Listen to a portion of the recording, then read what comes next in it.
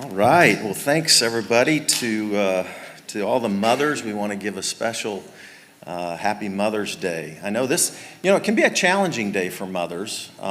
Maybe some of you have lost your mother. Maybe you dreamed of being a mother. But to all the women in the room, we know that you've been influencers, and we just want to honor all the women in the room, but also our mothers who are here. Welcome and thank you so much. I want to particularly say a special Mother's Day to Joanne Guy, who she has been one of the founders of this church 20 years ago. Joanne, could you just stand real quick for everybody? Yes, and she is,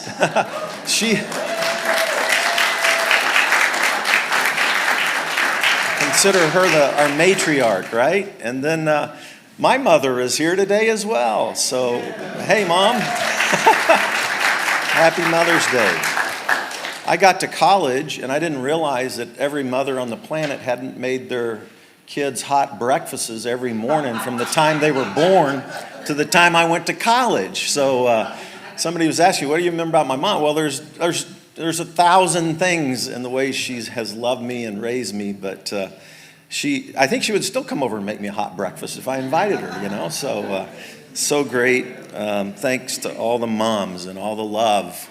And I was getting ready for this message. We've been in a series called The Beatitudes, and today I was going to be preaching on Peacemaker, but I always kind of like to have a mom share on Mother's Day, and I think, man, who could I invite? And so last year, I was working with Michael Brooks and Bob Hill and Calvin Arsinia to plan an MLK event. And we were sitting around and talking about it, and Michael was like, we need to get Nicole Price, Dr. Price, to share. And I'd never met Nicole, but I love Michael, and I said, okay, let's do it. So she was our speaker at the MLK event. That's when I met Nicole first time. And then since then, I've interviewed her on my podcast, Spirituality Adventures, and especially on her new book, Spark the Heart. So Nicole worked at Hallmark for about 15 years, and then she has since been doing corporate training. She is leading an empathy revolution. She's the author of 6 books. She's a woman of faith, and she has a powerful, powerful story. If you want to hear the long version, the hour version, go to my podcast and listen. But I want to introduce you to Dr. Nicole Price, and let's all welcome Nicole today. Thank you so much.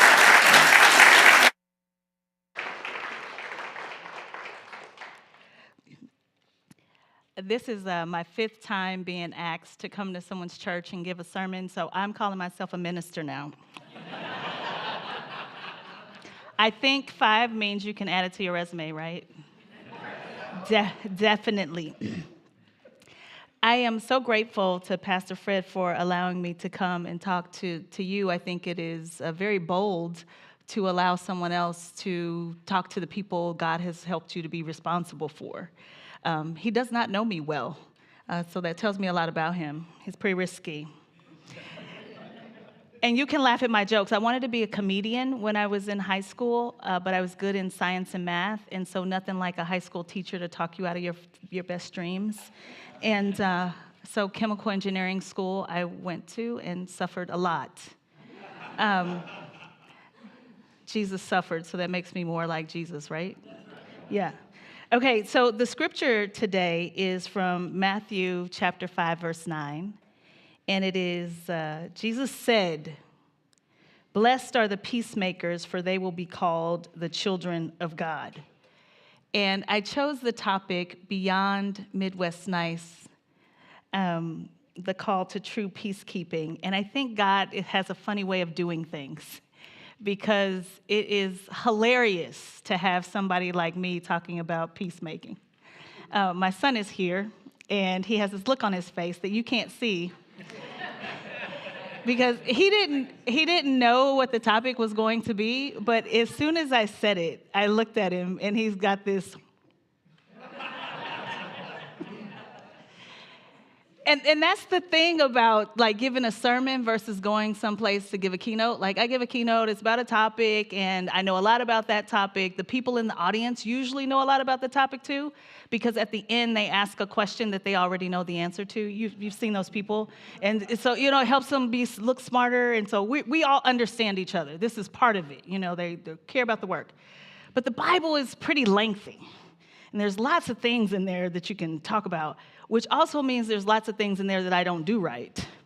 And there's always somebody in the audience, besides this thing is being videoed, who knows that I don't do these things right. And so how funny it is that Fred would call and say, yeah, I want you to talk about peacemaking, the peacemaking of Jesus. And I was like, oh, God. Okay, so confession time. My mama taught me this. So it's Mother's Day. I think it's good to talk about mamas. So my mama taught me this, that if you don't want somebody to use something against you, you tell it first. You see, like if you tell the story and then somebody brings it up, now they just look like a jerk. But if you hide it and then they tell the story, now it looks like, oh, you're a little sketchy hiding it. So I'm going to tell the story. That's one reason. But the other reason why I'm going to tell the story about like how I don't get this thing right is because I grew up in the church. I was raised in the church. And my entire life, that is not hyperbole, entire life, I sit in your seat and judge whether or not I think the preacher is preaching it right. And if they are living up to that thing they're saying. And if not, I might not say anything because I'm Midwest nice, but I'm certainly keeping track. Certainly keeping track. So I can't be that today. I woke up this morning also just a little nervous because I said, oh my God, I didn't define Midwest nice. So I went to ChatGPT. Here's what it says. It said, Midwest nice is a term often used to describe behaviors and attitudes commonly found among people in the Midwestern United States. Artificial intelligence needs to be just a little better. But it went on, and it said, these include 1, politeness, friendliness, modesty, and you don't need to know how many times I changed my outfit to make sure that it was modest enough for this. My personal style is called alluring. That's not good for giving a sermon. Like, not in any way. And who knew that modesty would show up on the list of things for Midwest Nice? Good thing there's ChatGPT. It was really quick. It told me really fast. And then it said, a tendency to avoid confrontation. That's the thing. I wanted to make sure I had the definition right, And people call me the Nickinator. It's my name, Nicole, and it's combined with the Arnold Schwarzenegger's Terminator character, Nickinator. And it's literally comparing me to a cyborg assassin. And so I could stand here and lie easily and tell you that I don't suffer from Midwest nice, because everyone would believe it. But it's not true. I'm the best at Midwest nice. But there's nothing like a doctorate to help you justify things. So, did you know the smarter you are, the more you can justify things that have nothing to do with what Jesus told you to do? Because Jesus was very clear. You'll be blessed, right? Like, bless you if you're a peacemaker. But I've justified this thing. Let me see if I can find it in my notes. All right, so when I get stressed, I become very conflict avoidant. You can't swim in the Midwest nice waters and not get wet. So my ignore button is bigger than you can imagine. My best friend is a pastor. Yeah, I know. Nobody believes it when we're like together. We're like, oh, that's your friend? And she told me once, I had a question because my pastor said you should love your enemies and pray for them. And in theory, yes, I agree. But in practicality, don't you have to think about your enemies to pray for them?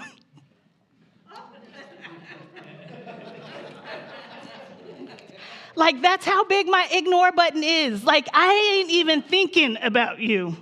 So when I get stressed, here's what I do. I become the most conflict avoidant person you have ever seen. And the way it looks is I tell myself that it reduces my stress. That if I'm not worried about your stuff, my stress is lower. It is much more nice and fun and agreeable for me to think about whether or not the chairs match the carpet in here. This is wonderful. It also allows me to save time, yes? So reducing my stress, I'm like, this is yoga. Thank you to the Buddhists. They have helped us to meditate. This is good. And then saving my time, God bless Stephen Covey and the 7 Habits of Highly Effective People. This is focused. I am focused, and this is good. All good things come from God, right? Avoid all of these things.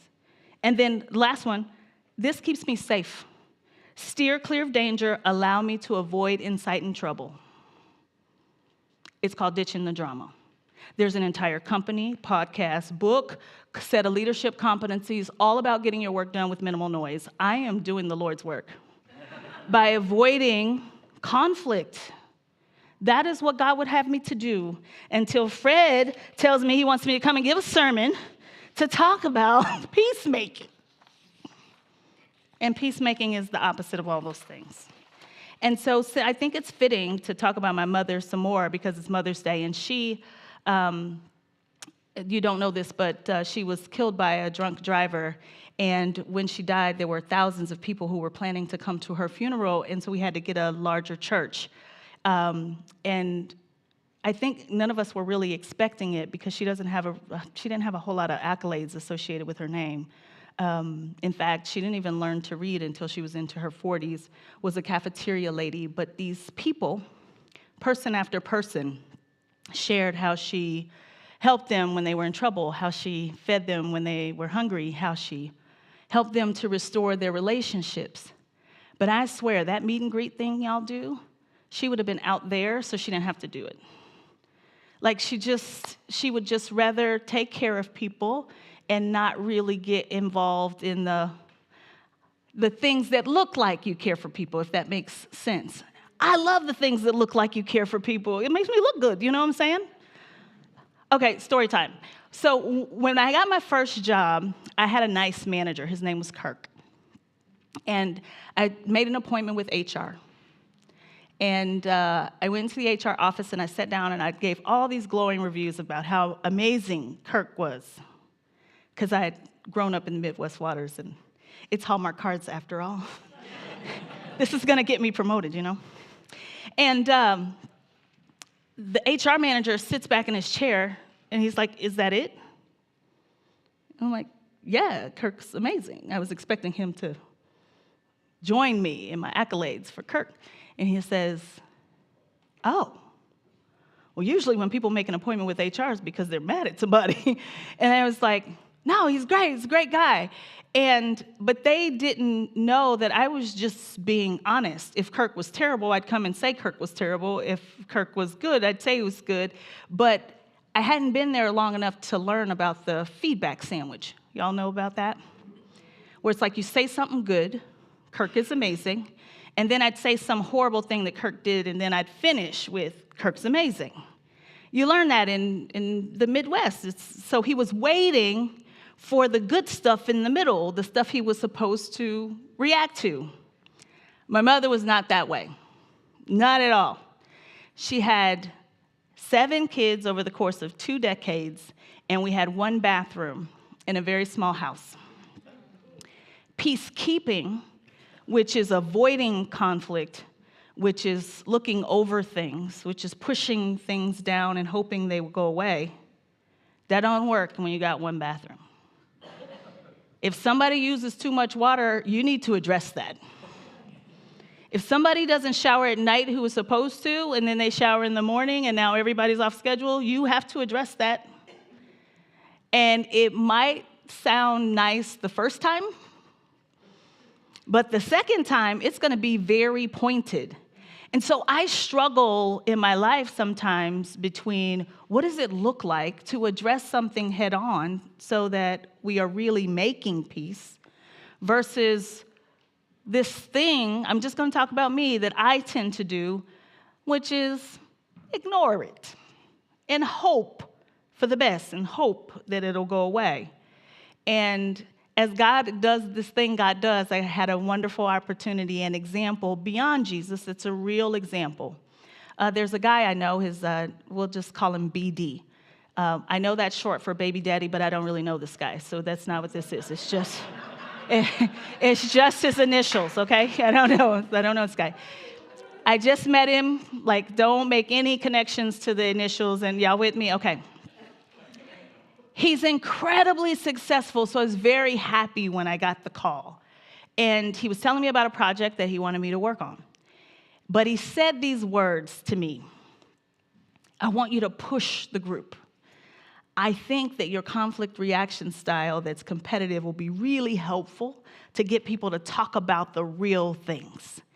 And I'm like, yeah, I got it. Well, that's my conflict reaction style. So you don't tell somebody like me to do that. I got the Nickinator name for a good reason. People didn't just make it up. And so I go to my first meeting, and I disagree with somebody, and so I push on it. I'm like, tell me more about that thing. And I turned up the heat, but in turning up the heat, I burned a few things. So BD let a couple days pass, and then he called me. And he said, oh, here, hold on, I got it, paraphrased. I don't want to get it wrong. This is shorter because he went on for like 5 minutes. You lacked decorum. I will not stand for it. I took personal offense to this specific thing you insinuated. Now listen.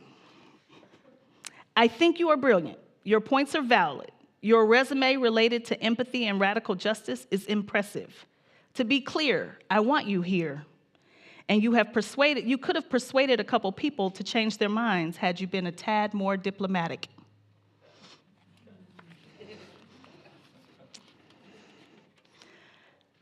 The conversation went well because of him, but what it required was for me to listen. It required me not to push my ignore button, because I easily could have. It required me to lean in, repeat back what I heard, and then actually apologize. He was right. So I said, I'm sorry. And he was relieved and I was elated. And I said, okay, God, there's one thing I disagree with. Is this an opportunity for me to say it, or should I ignore it? I took the chance. It was uncomfortable. But I said, if you're open, BD, there's one thing I disagree about, and I'd like to share. And he said, tell me about it. And I just went on to explain that the thing he took personal offense to, that was wrong. I didn't mean it in the way that he had characterized it, and I shared what I actually meant. He then apologized to me. And then when we had our next meeting, I fully expected him to act funny. You know what I'm talking about? Where somebody says everything's good, but then it's really not good because they've been talking about everybody behind their backs, and yeah? Just as normal as he had been before. We had addressed this conversation, and then it was over. But there were some very clear things that I think Jesus has modeled for us that BD helped me to see. You have to feel that thing in your gut that says this is uncomfortable and still attack it head on. You got to still do it. And when you attack it head on, you have to still be open to the idea that you might be wrong. Now, Jesus ain't ever wrong, but BD could have been wrong, right? And I have to repair the harm I caused. So at the next meeting, I didn't just show up like, hey, everybody. I expressed, hey, I'm going to be a little different today. Because the last time I did these 3 things that I think weren't helpful. And I hope you all will give me another chance. It's called repair. And people can decide if they want to forgive us or not, but that's their thing that they own. But what if I didn't say anything about my part? What if I just pushed my ignore button like I usually do? I think that I would have harbored some resentment. There would be people on that call who would probably still harbor some resentment against me. It's the example of what I tend to do because I'm so Midwest nice, because I'm trying to be polite, because I don't want to upset anyone. And there's a balance. When my conflict reaction style is competitive, maybe I do need to stop talking so much. Maybe I don't need to turn the heat up. But if, when I show up in avoidant ways, Jesus has been very, very clear that it is a blessing, that you will be favored when you have the courage to move towards peacemaking instead of just peacekeeping. And Jesus embodied the spirit of true peacekeeping. He boldly leaned into difficult conversations. When you think about the Samaritan woman, he went past ethnic and religious and societal norms to say, I am going to lead with love instead of worrying about what everybody else thinks. And I don't know how to tell you this except for to say it in full vulnerability. It's the easiest thing in the world to ignore the world's problems. It's very easy to do. But Jesus has modeled for us something different from that. And whenever I get a chance to talk to God's people, I own that the Niconator is a title that I earned. And sometimes people wonder, well, what has caused you to change? Well, in some ways I haven't. In some ways I haven't. This is how God made me to be, and I don't know why, but I can be a little lioness and sharp sometimes around the edges. But what has caused you to change? What's caused you to shift your perspective? Because the Bible says that we can do all things through Christ who strengthens us. And if we believe what Philippians 4:13 says, then in some ways we have to act like we believe what Jesus says there.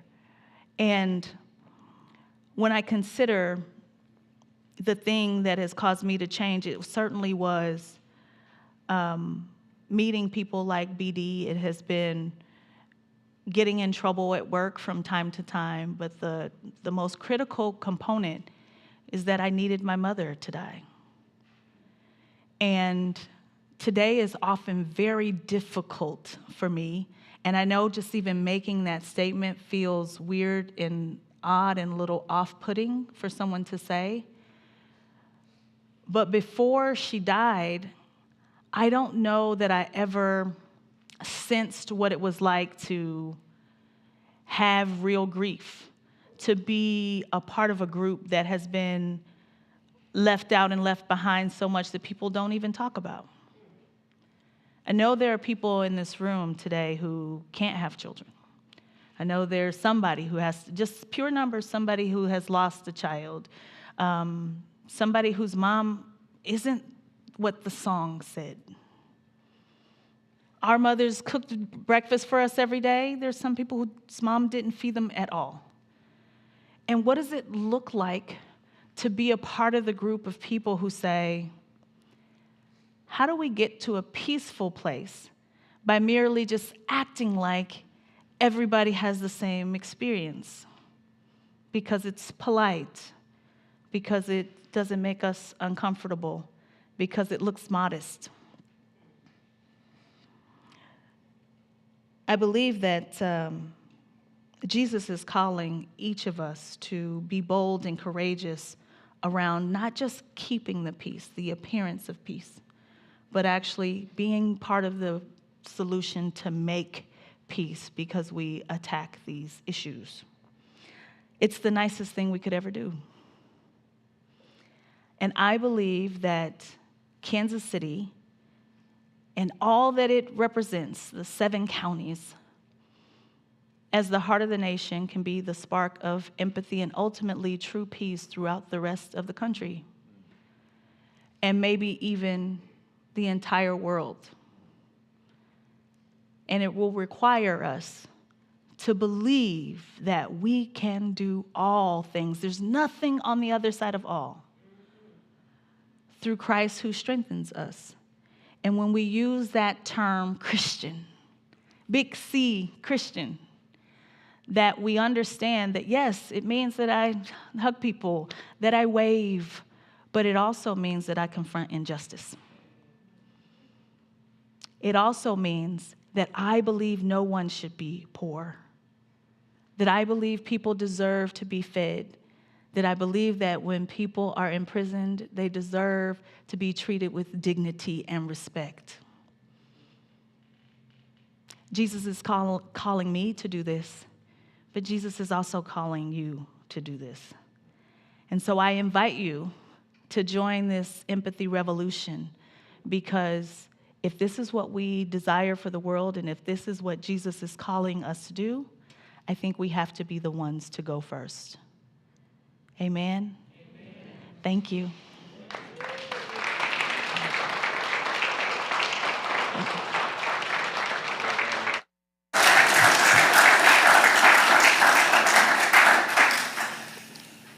Thank you, Nicole. Beautiful challenge. Nickinator. Going to learn a whole new side of you, right? All right. But this is a great book. This would not only helpful in the workplace, but in your relationships with family members. Empathy is so critical to a healthy, holistic flourishing. That shalom word, peace. Shalom is about human flourishing and well-being. It's not just niceness, right? And I love the way you contrasted peacekeeping, which can be so nice, to peacemaking, which can be so challenging. Oh man, we need this. Thank you so much for bringing this message. Yeah.